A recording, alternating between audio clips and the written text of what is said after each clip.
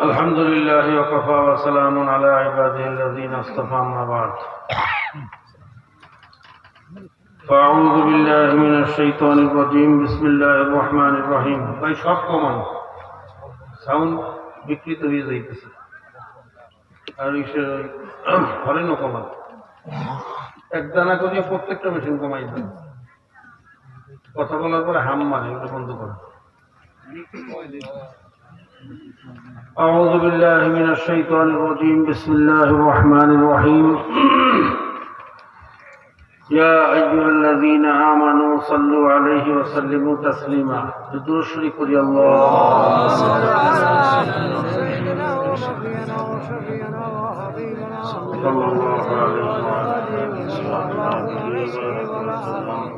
اللهم صل على وحبيبنا ومولانا محمد صلى الله عليه وعلى آله وأصحابه وبارك وسلم محمد حامد الحمد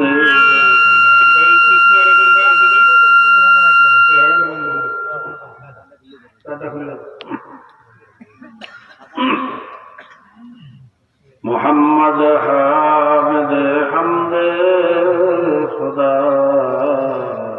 بس خدا مدا محمد مصطفى بس زمحزوري برامد جان عالم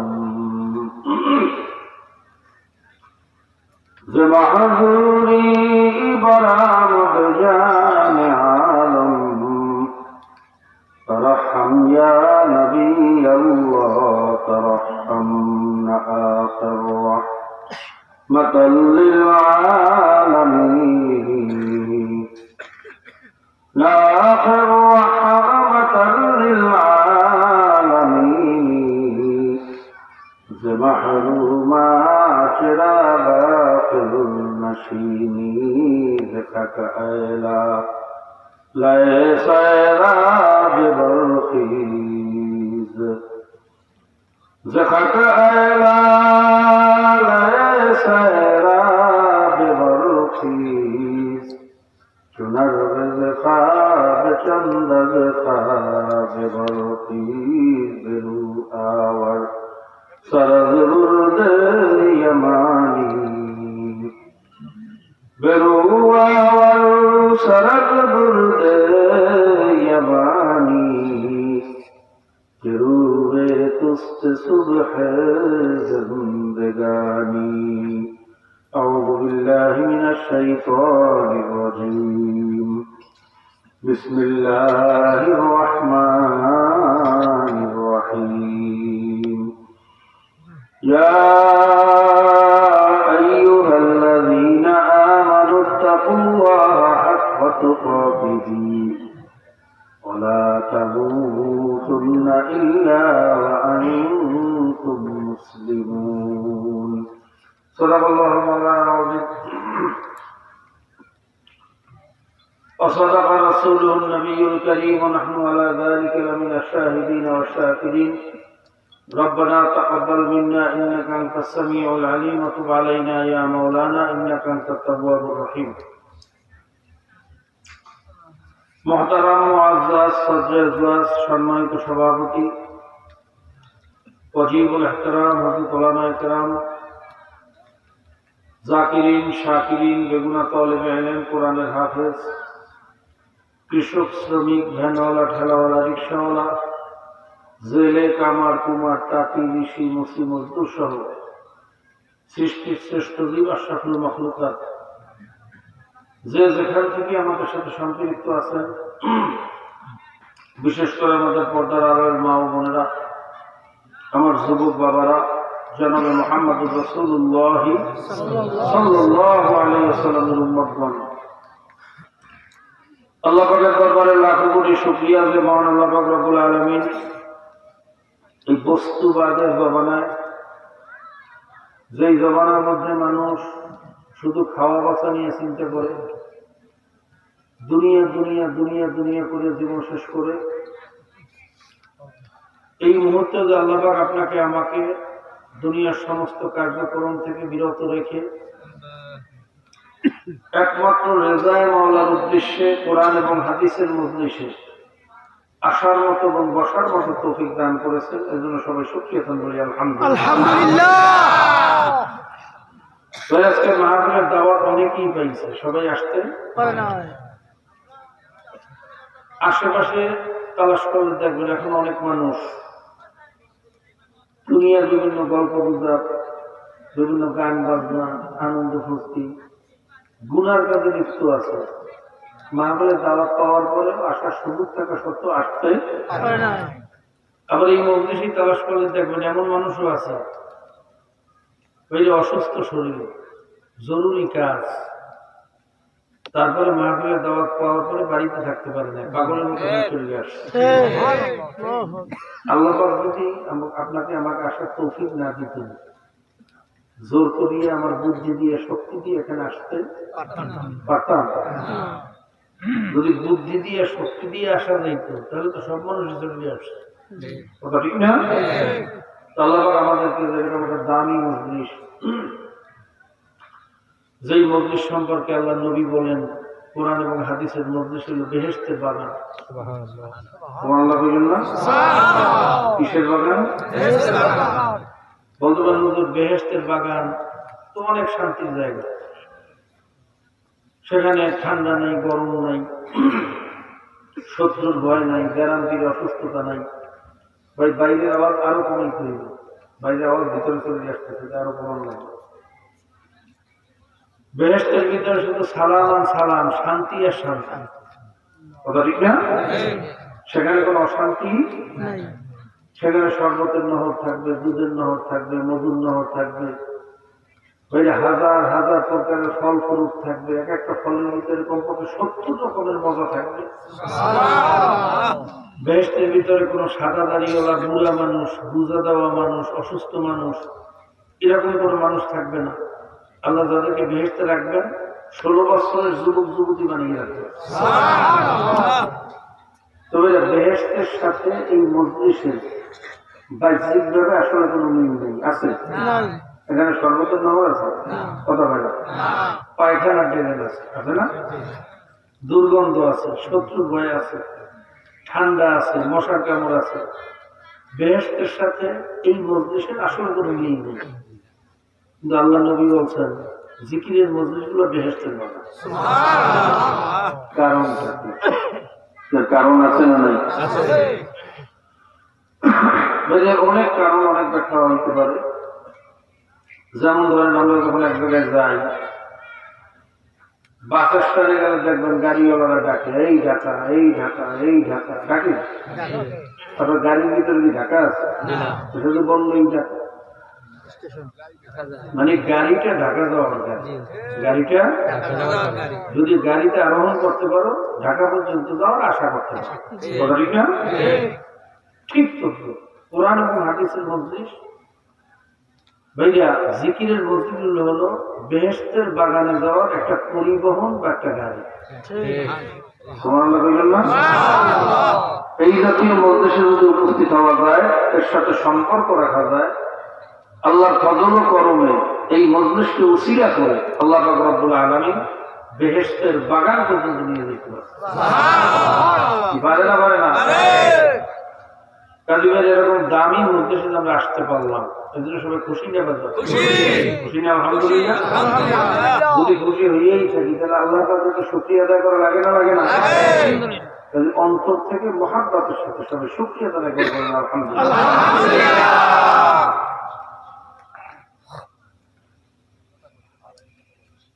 সোহবাত, আল্লাহ ওয়ালাদের সাথে সম্পর্ক রাখা, আল্লাহর ওলিদের সাথে সোহবাতে থাকা, এটা বড় দামি জিনিস। কারণ সোহবাতের কারণে আল্লাহ অনেকে জান্নাতের ফয়সালা করে দেবেন। সহিহ রাওয়ায়াতের ভিতরে আসছে কিয়ামতের ময়দানে এমন কিছু গুনাহগার, ভাই কমে নাই আওয়াজ, কথা বলার শেষে আওয়াজটা বিকৃত হইয়া যায়, মানে আমি বলি না অন্য কেউ বলে, এটা আমি বুঝতেছি না। কথা বলার পরে হাম মারতে পারবে না, কমাই যান, যেটা যেটা বেশি অতিরিক্ত বাকি জন্য এটা কমাই যান। এমন কিছু ইমানদার গুনাহগার, ইমান ঠিক ছিল কিন্তু গুনাহ মাফ করতে পারে পারে গুনার কারণে জাহান্নামের হুকুম হয়ে গেছে, নিয়ে রওনা করছে, হাতে পায়ে জাহান্নামের শিকল, পথের করে এমন কিছু জান্নাতীদের সাথে দেখা হবে যাদের সাথে দুনিয়াতে পরিচয় ছিল। তখন সে ডাক দিয়ে বলবে, ভাই আব্দুর রহমান, আমি তো আব্দুর রহিম, আমাকে চেনো না? ওই যে একসাথে মাহাতি শুনতাম, মাসিক ইস্তেমার সর্বজরিতে যাইতাম, মসজিদে লিফটে আনতাম, অসুস্থ রোগীর সেবা করতাম। ভাই আমার কথা মনে নেই? আমি তো সেই আব্দুর রহিম। ভাই আব্দুর রহমান, তুমি তো আজকে জান্নাতের মেহমান, আর দেখো আমার হাতে পায়ে জাহান্নামের শিকল। তুমি তো আল্লাহর কাছে সুপারিশ করো, আল্লাহ যেন আমার মাফ করে দেয়। যখন আব্দুর রহমান আব্দুর রহিমকে চিনে ফেলাইবে, জাহানে তোমাদের সেই আব্দুর রহিম আজকে সে জাহান্নামের আসামি হয়ে গেল, আল্লাহর কাছে সুপারিশ শুরু করবে, আল্লাহ এই আব্দুর রহিমকে আমি খুব ভালো করিয়াছি, তোমার দিনের জন্য অনেক কষ্ট করছে, অনেক ত্যাগ করছে, সামান্য গুনাহ মাফ করাইতে পারে না, আজকে জাহান্নামে চলিয়ে যাইবে, আর আমি জান্নাতে যাই শান্তিতে থাকবো। আল্লাহ আব্দুর রহিমকে রাখি আমি জান্নাতে যাই শান্তি পাবো না, তুমি আর মাফ করে দাও। এইভাবে সুপারিশের মাধ্যমে আল্লাহ কমপক্ষে একজন হাফেজের মাধ্যমে 10 জনকে সুপারিশের মাধ্যমে আল্লাহ জান্নাতের ব্যবস্থা করে। একজন আলেম কমপক্ষে 40 জনকে সুপারিশ করে আল্লাহ জান্নাতে নিয়ে দেবে। আল্লাহু ইয়াদউফু মান ইয়াশা, আল্লাহু ওয়াসিউন আলিম। আল্লাহ যদি চায় যার যার যোগ্যতা অনুযায়ী সুপারিশের ক্ষমতা আরো বাড়াই দিতে পারে। এবার বললে বলেন তো, এই মজলিসটার দাম আছে না নাই? আল্লাহ আল্লাহদের সোহবাতের মূল্য আছে না নাই? সোহবাতের কারণে আসামে কাহাদের কুকুরটা পর্যন্ত জান্নাতে চলে যাবে। আর আপনারা সোহবাত নেন গাঁজাখোর, মদখোর, সুদখোর, ঘুষখোর, সৎসঙ্গে স্বর্গবাস, অসৎসঙ্গে সর্বনাশ। আল ইয়াউমা নাদউ কুল্লা উনাসিন বিইমামিহিম, নিশ্চয়ই তোমাদেরকে ডাকা হবে কিয়ামতের ময়দানে তোমাদের নেতার পিছনে। কোন নেতারে দুনিয়ায় মানছো? মান তাশাব্বাহা বিকওমিন ফাহুয়া মিনহুম, এই দুনিয়ায় যাদের সাথে সম্পর্ক রাখবেন, যেই দলভুক্ত হয়ে চলবেন, কিয়ামতের ময়দানে ওই দলের সাথেই উঠবেন। সুবহানাল্লাহ। ওই দল যেই জায়গায় যাবে, ওই নেতা যেই জায়গায় যাবে, আপনিও সেই জায়গায় যাবেন। হিসাব সহজ। হিসাব কি? ধরে কোন আরো ধরে কোন। এইবার চিন্তা করে দেখেন, কাদের সাথে চলবেন, কাদের সাথে থাকবেন, কাদের নেতৃত্ব মানবেন। কথা ঠিক না? দুনিয়ায় নেতৃত্ব মানছেন খারাইয়া মতন নিয়ে মানছেন নেতা, আর গাঁজাখোর, মদখোর, জুয়াখোর, ডাকাত, চোর, এদের সাথে মিলিয়ে করছেন দল। কথা ঠিক না? তো এই দলের সাথে আর এই নেতার সাথে উঠে যাইবেন কিভাবে? এত সহজ মনে করছেন? আল্লাহ পাক রব্বুল আলামিন আমাদের সকলকে আল্লাহ ওয়ালাদের সোহবতে, আল্লাহ ওয়ালাদের নেতৃত্বে থাকার তৌফিক দান করুন। আমিন। তো যে কথা বলতেছিলাম, সোহবতের অনেক মূল্য। সোহবতের ধরে কম কি অনেক মূল্য না? এখন প্রশ্ন করতে পারেন, হুজুর তাহলে আবু তালেব তো আল্লাহ নবীর সোহবত পেয়েছে, সে জাহান্নামে যাবে। আবু তালেব তো আল্লাহ নবীর মজলিসে বসছে, ওতবা সাহেবা, রইসুল মুনাফিকিনরা, এরা তো আল্লাহ নবীর সাথে নামাজও পড়ছে, অনেকে পড়ছে না? কথা বলে না ভাইয়া, মনে রাখবেন সোহবত ওই ব্যক্তির জন্য উপকারী যার ঈমান ঠিক আছে। কি ঠিক আছে?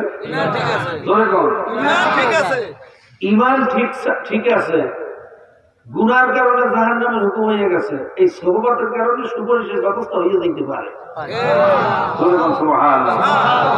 আর কিয়ামতের ময়দানে যে কেউ সাথে দেখা হইবে, তো বহুত মুশকিল কথা।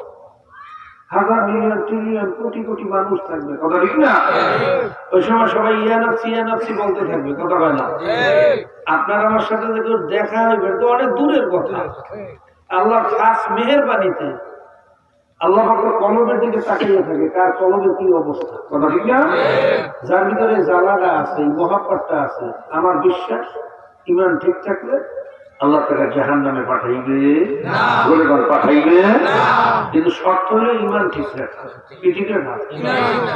ঈমান যদি ঠিক না থাকে ভাইয়া যত সহবাদ বলেন, আল্লাহ নবীকে লালন পালন করছে আবু তালেব, জান্নাতে যাইতে পারে না, ধরে কোন নূহ আলাইহিস সালামের ছেলে কেনান, নবীর ছেলে, জান্নাতে যেতে পারবে না। ইব্রাহিম আলাইহিস সালামের পিতা আজর কুমার, নবীর বাবা, জান্নাতে যেতে পারবে না, কারণ ঈমান নাই। তাহলে মনে রাখতে হবে আমাদের সর্বপ্রথম কাজ হলো ঈমান ঠিক রাখা, মনে থাকবে ইনশাআল্লাহ। আল্লাহর গজবে যদি ঈমানটা ঠিক থাকে, আমি হলফ খেয়ে বললেও ভুল হবে না, আল্লাহ যে কোনো ভাবে তাকে পার করিয়ে দেবে কথা ঠিক না? তবে এই জন্য আবার ঈমান ঠিক রেখে গুনাহ বাড়াই দিয়েন না, কারণ গুনাহ যে আপনি মাফ করতে পারবেন এর কোনো সিকিউরিটি আছে? কিয়ামতের ময়দানে যে সুপারিশ কপালে জোটবে এর কোনো সিকিউরিটি আছে? আল্লাহর খাস মেহেরবানিতে যদি সুপারিশের ব্যবস্থা আল্লাহ করিয়ে দেয়, কথা ঠিক না? এই জন্য ঈমানদার মুমিন গুনার কাজের কাছেও যাইতে পারে না, পারে। তাহলে আমাদের প্রথম কাজ হলো ঈমান ঠিক রাখা, কি ঠিক রাখা? মনে থাকবে ইনশাআল্লাহ। এবার আসেন ঈমানকে আপনি ঠিক রাখতে, ঈমান কারে করে? সারাদিন একটা তসবিহ নিয়ে বললেন ঈমান ঈমান ঈমান ঈমান, এর নাম ঈমান না। ঈমানের ৭৭টা শাখা, অনেক লম্বা বহর। মৌলিক ভাবে ৩ জিনিসের নাম ঈমান। কয় জিনিস? মুখস্থ করেন, কয় জিনিস? আমরা বিরক্ত না তো? বলবো আমি একটু ভিন্ন আলোচনা করতেছি। অনেকে বলতে পারেন হুজুর একটু সুর টুর দিয়ে একটু কিসসা কাহিনী কইবেন, একটু গজল টজল গাইবেন, ভাইয়া ফজিলতের বয়ান করবেন। ফজিলতের বয়ান তো বহু শুনছেন, এই আমল ওই ফজিলত, ওই আমল ওই ফজিলত, আসমান জমিন বরাবর সওয়াব। এত সওয়াব রাখবেন কই? ঈমানের তলা ঠিক আছে তো? কথা ঈমানের তলা যদি ঠিক থাকতো তাহলে ৯২% মুসলমানের দেশে মদের আইন এগিয়ে দিবেন, ঠিক? জেনার আইন এগিয়ে দিবেন, বেপরদার আইন এগিয়ে দিবেন। ৯২% মুসলমান সেই দেশে ১০০ জন মদ খোর যে জায়গায় আছে ওই জায়গায় বলে একটা মদের দোকান দিতে পারবে। যার মনে চায় প্রকৃতালয় যাইয়া জেনা করো, এটা বৈধ। বেশ্যাবৃত্তি করো বৈধ, সুদের ব্যবসা করো বৈধ, বেপরদা চলো বৈধ।